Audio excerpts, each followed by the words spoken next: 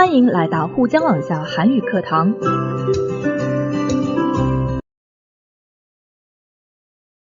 안녕하세요. 연세한국어 6급 과제부문 안보미입니다. 오늘은 제4과 3 정리해봅시다. 과제 총 복습편입니다. 우리 사과 바른 선택편에서는요. 정치를 주제로 여러 가지 문제점들을 다루어 봤어요. 선거와 투표에 대해서도 살펴봤고 또 남북한 관계인 분단의 극복에 대해서도 함께 이야기 나눠봤습니다. 자, 그리고 토론을 할 때의 설득하기 스킬, 그리고 사회자의 역할 등에 대해서 공부해 봤었죠? 자, 오늘은 그 과제들 총 복습편입니다. 교재 128쪽입니다. 우리 학교에서 학생 대표를 뽑으려고 합니다. 여러분이 후보자가 된다면 어떤 공약을 내세우시겠습니까? 자, 여러분이 학교에서 학생 대표로 출마한다고 가정해 봅시다. 그리고 여러분이 공약을 내세우셔야 합니다. 자, 여러분이 내세운 공약으로 학생 및 선생님들이 그를 보고서 여러분에게 소중한 한 표를 투표할 수 있겠죠? 자, 먼저 1번입니다. 1번. 다음 표에 여러분의 생각을 정리해 보십시오. 사과 1단원에서도 자, 우리 후보자들의 연설문을 함께 살펴봤었죠? 여러분도 공약에 대한 연설문을 작성하기 위해서 자, 이 표에 있는 순서대로 따라가시면 될 것 같아요. 첫 번째로 도입하는 말, 두 번째로 내가 바라는 우리 학교는, 세 번째로 우리 학교가 개선해야 할 것은 바꾸어야 할 것이죠. 현재 문제점이 있고 바꾸어야 할 것이 있다면 이라는 거죠. 개선하다. 마지막으로 선생님과 학생들에게 당부하고 싶은 것은, 자, 먼저 도입하는 말에는 인사말과 또 문제 제기가 들어가면 되겠고요.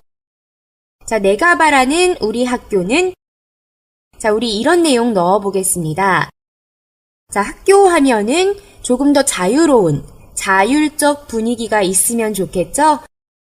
자, 자율적 분위기에서 생각을 교류할 수 있는 곳. 자, 그리고 아무래도 학교니까 공부에 대한 효율이 있어야겠죠? 편리하게 공부할 수 있는 곳.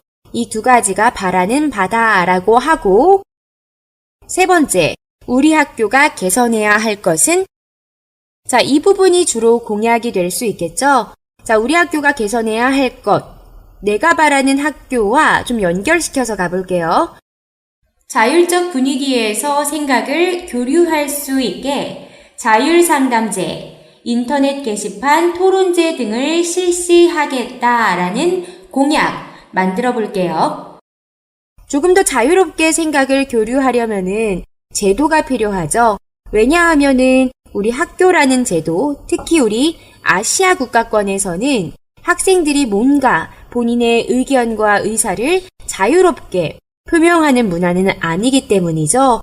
인터넷을 이용해서 약간 익명성을 이용하면은 이런 부분이 조금 보완될 수 있을 거고요.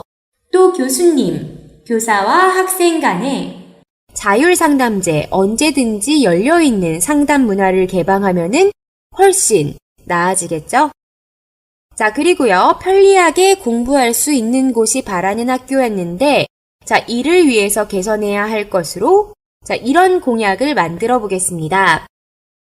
편의시설을 확충하겠다. 공부할 때 편하게 이용할 수 있는 편의시설 확충을 공약으로 내세워 보겠습니다. 자, 그리고 선생님과 학생들에게 당부하고 싶은 것은요.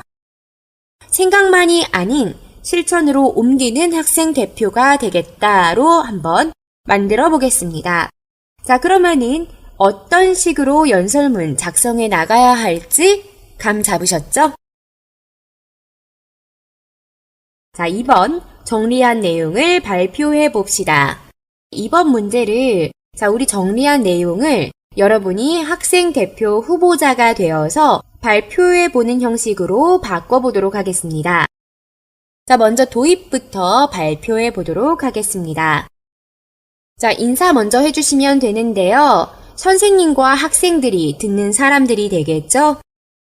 자, 존경하는 선생님들, 그리고 학생 여러분 하고 불러주시면 되고요. 자, 정중하게 인사해 보겠습니다. 안녕하십니까? 자, 그리고 자기소개 해줘야겠죠? 이번 학생 대표로 출마한, 자, 기호는 1번이라고 해볼게요. 기호 1번, 자, 이름입니다. 넣어주시면 되죠? 자, 계속해서요. 여러분들과 함께 교류하고 성장하는 이곳. 여러분 모두 이곳에서 여러분의 꿈과 희망을 잘 키우고 계십니까? 로 문제 제기 한번 해보도록 하겠습니다. 여러분은 지금 학교 서비스에 만족을 하고 계십니까? 에 대한 걸 조금 완곡하게 표현한 거죠. 자, 이제는 내가 바라는 우리 학교에 대해서 발표해 보도록 하겠습니다. 배웠던 문법 중에 을태지만 사용해서 말해 보도록 하겠습니다. 추측 가능한 내용을 을태지만 앞에 넣어주시면 되죠. 하지만 그 추측 가능한 상황과 반대되는 사실이 나타날 때 그 반대되는 사실을 후행줄에 써주시면 되겠습니다. 자, 추측 가능한 사실로요. 이미 훌륭한 선생님들과 환경을 내세울 만한 우리 학교이다. 넣어보고요. 하지만 이와 반대되는 상황으로는 더욱 좋은 학교로 거듭나기 위해서는 자율적인 분위기가 더 필요하다고 생각한다. 넣어보겠습니다. 이미 훌륭한 선생님들과 환경을 내세울 만한 우리 학교일 테지만 더욱 좋은 학교로 거듭나기 위해서는 자율적인 분위기가 더 필요하다고 생각합니다. 제가 꿈꾸는 학교는 뒷부분에 어떤 학교인지 설명해 볼게요. 제가 꿈꾸는 학교는 자율적인 분위기에서 생각을 교류할 수 있는 자유롭고 창의적인 곳입니다. 자, 이제 두 번째로 바라는 학교. 자, 우리가 정리했었던 편리하게 공부할 수 있는 환경에 대해서 말해 볼게요. 자, 배웠던 문법 중에 는 가운데 사용해 보겠습니다. 는 가운데 언제 사용할 수 있었던 문법이었죠? 네, 아직 끝나지 않은 진행을 나타내는 문법이었죠. 선행절의 내용이 끝나지 않고 계속되고 있는 중에 후행문의 내용이 발생했을 때 사용할 수 있었던 문법이었습니다. 학교에서 계속 진행되는 일은 학업을 해 나가는 것이죠. 자, 학업을 해 나가다와 는 가운데 연결해 보겠고요. 자, 그 뒷부분에요. 자, 후행절 발생한 부분으로는요. 자, 편리한 시설들 구체적으로 컴퓨터 랩, 여학생 전용 휴게실, 영상 자료실 등의 편의시설을 이용할 수 있다면 보다 효과적으로 공부해 나갈 수 있을 거라고 생각한다. 붙여보겠습니다. 또한 학업을 해나가는 가운데 컴퓨터 랩, 여학생 전용 휴게실, 영상 자료실 등의 편의시설을 이용할 수 있다면 보다 효과적으로 공부해 나갈 수 있을 거라 생각합니다. 자, 이제 학교가 바꿔야 할 것, 학교의 개선점 말해주면 되겠죠? 여기서 구체적으로 공약 밝혀주시면 되겠습니다. 자, 공약이니까요. 제가 학생 대표가 된다면 뒷부분에 공약 넣어보겠습니다. 자, 첫 번째 공약이죠. 자, 이러한 학교를 만들기 위해 통제된 분위기를 풀고자, 자, 의도와 목적의 고자 사용해서 뒷부분에 교사 및 학생 간의 자율상담제와 인터넷 게시판 토론제를 운영하고자 한다. 넣어볼게요. 제가 학생 대표가 된다면 이러한 학교를 만들기 위해 통제된 분위기를 풀고자 교사 및 학생 간의 자율상담제와 인터넷 게시판 토론제를 운영하고자 합니다. 보다 자율적인 분위기의 교류를 통해 더 많은 것들을 학생들이 배우고 선생님들도 학생들을 다방면에서 이끌 수 있을 것이라 생각합니다. 또한 뒷부분에 두 번째 공약 넣어보겠습니다.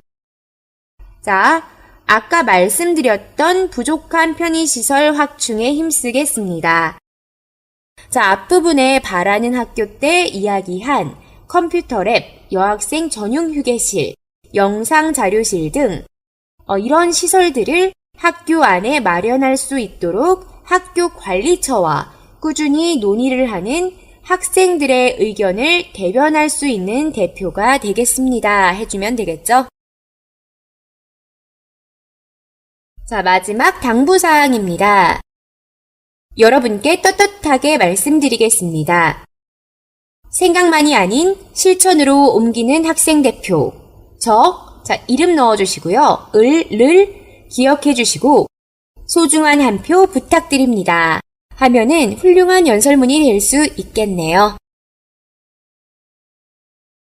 다음 순서에 따라 우리 반의 대표를 선출해 봅시다. 자, 3번 또한 지금 우리 인터넷 강의의 특성상 같이 투표와 선거를 진행해 보면 재미있을 테지만 그러지 못하니까 생략하고 넘어가도록 하겠습니다. 자, 선거를 할 때요, 순서만 같이 한번 살펴볼게요. 교재에 나온 것을 바탕으로요. 자, 선거 진행자를 결정하고, 자, 선거를 진행하는 사람, 선거위원장과 기록하는 사람 2명을 뽑아주시면 되죠.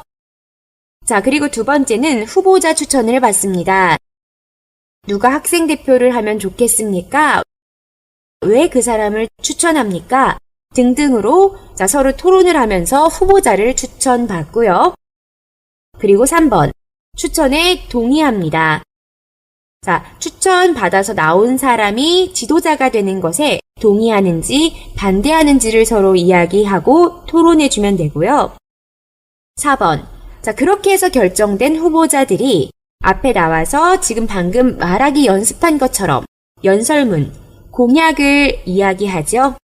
자, 그리고서 누가 내 생각과 비슷하고 누가 일을 잘할 것 같고 누구에게 믿음이 가는지를 판단해서 5번째, 투표를 하고 그 투표의 결과대로 지도자를 선출해서 6번, 그 지도자가 당선 소감을 말하는 것으로 투표가 마무리되죠. 자, 투표의 절차 함께 살펴봤었고요. 자, 이번엔 130쪽 문화 읽기입니다. 한국의 정치 제도에 대해서 같이 이야기 나눠보도록 하겠습니다. 정치 제도라고 하면은 어떻게 관심 있는 친구들이 좀 있으시려나? 저도 정치 뉴스를 꼬박꼬박 챙겨 보기는 하지만 사실 보면 답답한 부분만 많고 그닥 정치란 게 재미있다고 생각하지는 않거든요. 자, 하지만 우리 조금 재미있게 볼 수 있는 것은 자, 한국 문화를 이해하는 일부라 생각해 주시고요. 같이 보면서 자, 중국의 정치제도와 한국의 정치제도는 확실히 눈에 띄게 다르긴 다르잖아요. 한국은 대통령이 있고 중국은 주석이 있고 한국은 민주주의고 중국은 공산당을 기반으로 한 공산주의고요. 자, 서로 그냥 비교하면서 문화 비교 차원에서 한번 살펴보도록 하겠습니다. 어려울 것 같아요 하지 마시고요. 자, 이런 문화적 비교 차원에서 따라와 주시면 좋을 것 같습니다. 자, 먼저 첫 번째 단락입니다. 자, 한국의 정치제도는 어떤 제도를 실시하고 있다라고 했죠? 네, 바로 대통령제입니다. 대통령제란 무엇을 의미합니까? 대통령제에 대한 정의는요. 네, 바로 이 부분이죠. 권력 분립의 원칙. 자, 권력 분립의 원리 이게 뭐냐? 자, 권력이 서로 나누어질 수 있도록 하는 것을 말하죠.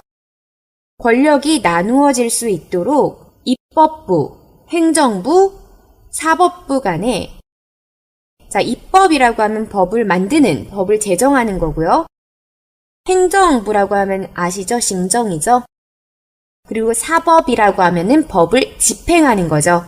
이 세 가지 기관 간에 서로 견제와 균형을 통해서 권력이 한 곳으로 몰리지 않도록 하면서 균형을 유지하고 국민의 권리와 자유를 최대한 보장하는 현대 민주국가 정부의 형태라고 할 수 있겠습니다.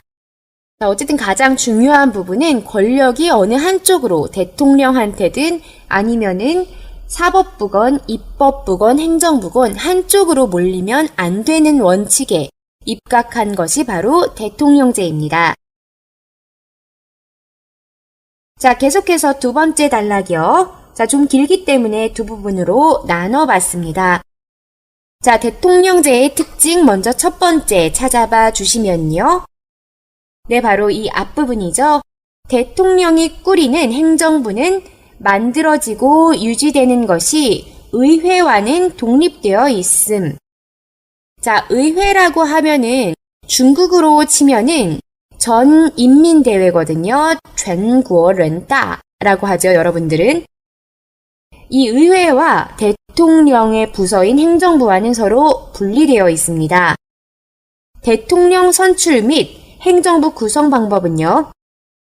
네, 여러분도 아시다시피 대통령은 국민들이 직접 투표를 해서 선출합니다. 자, 그리고 행정부는 대통령이 구성합니다. 자, 그리고 대통령의 권력과 의회의 권력이 분리되었는데, 자, 그런데 이게 서로 권력이 분리되어 있다는 증거는 네, 바로 뒷부분이죠. 대통령이 의회에 대한 정치적 책임을 질 필요가 없고 또한 대통령에게 의회 해산권도 없습니다. 서로 간섭을 하면 안 되는 구조입니다. 자, 행정부는 바로 대통령 직속기관이기 때문에요. 의회와는 어쨌든 정말 분리되어 있는 기관인 거죠. 자, 의회와 행정부 권한 분리의 증거는요.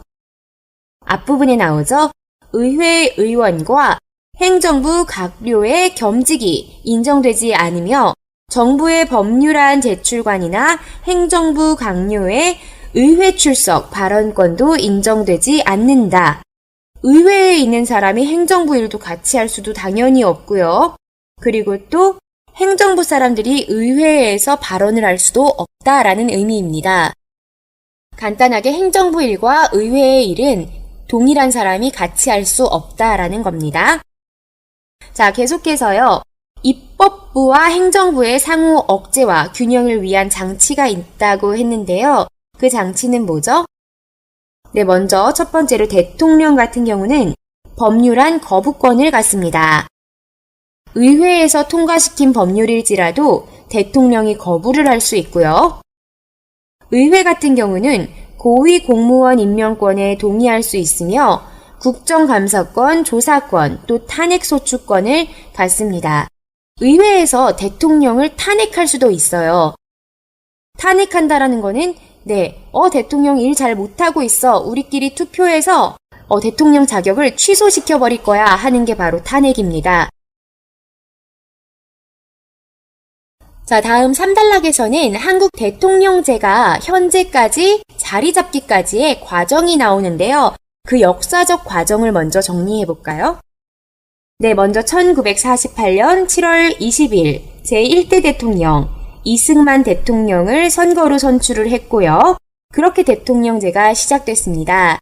자, 이렇게 이승만 대통령의 정부를 한국에서는 제1공화국이라고 합니다. 자, 그런데 1960년에 4.19 혁명이 있었어요. 자, 민주주의에 입각해서 대통령제를 선택했고 선거로 인해서 대통령을 뽑았는데 대통령이 너무 권력을 남용한 게 문제가 됐습니다. 자, 이렇게 대통령 권력 남용으로 자, 시민들이 민주화 혁명을 일으킨 게 바로 4.19 혁명이에요. 자, 그 계기로 이승만 대통령이 하야했습니다. 자, 하야했다라는 건 대통령직에서 물러났다. 대통령직에서 내려왔다 라는 말이에요.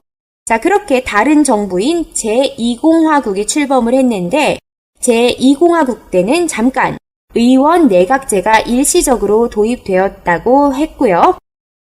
그리고 1961년 5.16 군사정변이 있었습니다. 자, 군대에서 군사를 들고서 또 혁명과 같이 일으킨 거죠. 정확히 말하면 쿠데타라고 표현을 하고 있습니다. 자, 어쨌든 그 계기로 대통령 없이 정부 없이 7개월 동안 군인이 대한민국을 점령해서 7개월 동안 그렇게 독재를 한 경우도 있었고요. 7개월 군정이라고 합니다. 자, 그리고 1년 뒤인 1962년에 다시 선거를 해서 제3공화국 새로운 정부가 들어섰고, 자, 이때부터 다시 대통령제로 환원이 되었습니다. 그리고 지금까지도 계속 대통령제를 채택하고 있고요. 자, 다음 단락입니다. 마지막 단락이죠. 한국의 대통령 선출 방법과 대통령의 임기 몇 년 동안 할 수 있는지요. 그리고 연임 여부, 2번, 3번 계속 대통령을 할 수 있는지에 대한 여부는요. 네, 첫 번째, 직선제로 선출합니다. 한 번만 투표를 합니다. 두 번째, 임기는 5년입니다. 자, 그리고 단임제로 연임은 불가합니다. 네, 5년 동안 딱 한 번만 대통령을 할 수 있습니다. 다시 출마해서 표를 얻을 수가 없다라는 소리입니다. 자, 한국 대통령의 지위는요? 네, 이 부분이죠. 국가 원수로서의 지위와 행정부 수반으로서의 지위, 국가와 헌법 수호자로서의 지위, 국정통합 조정자로서의 지위, 다른 헌법기관 구성자로서의 지위를 갖는다고 했습니다. 자, 그럼 131쪽 내용 정리해 보겠습니다. 자, 한국의 대통령제는 어떤 변화 과정을 겪었습니다. 한국 대통령제는 어떤 변화 과정을 겪었습니까? 자, 3단락 내용이었었죠. 1948년 7월 20일 이승만 대통령 선출 제1공화국이었었고요. 1960년 4.19 혁명으로 이승만 대통령 하야 후 제2공화국에서 의원 내각제를 일시적으로 도입도 했었고요. 그리고 1961년 5.16 군사정변으로 정부 없이 7개월간 군정기간을 거쳐 1962년 제3공화국 출범 때 대통령제로 환원이 됐고 지금까지 대통령제를 채택하고 있습니다.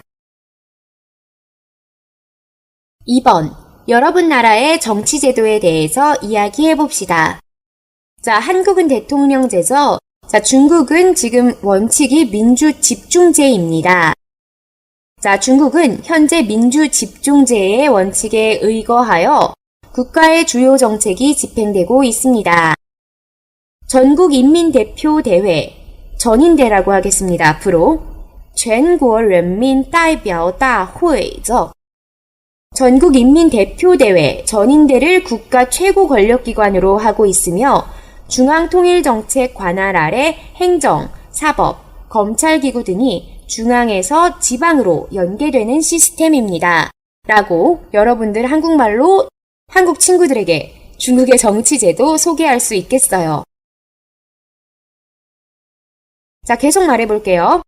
중국의 전인대는 헌법을 개정하고 헌법을 집행, 감독, 법률을 제정, 개정하는 기능을 맡고 있으며 국가 주석과 부주석 선출 및 파면권, 국가 주석의 제청에 의해 구성한 국무원 총리 선출, 총리 제청에 따른 부총리, 국무위원, 각부 부장, 위원회 주임 등의 결정권 및 파면권을 갖습니다. 자, 그리고 이렇게 전인대에서 선출한 국가 주석도 권한이 있죠. 국가 주석은 국가 상징으로서의 지위를 갖고 있으며 전인대의 결정 및 그 상무위원회의 결정에 따라 법률을 공포합니다.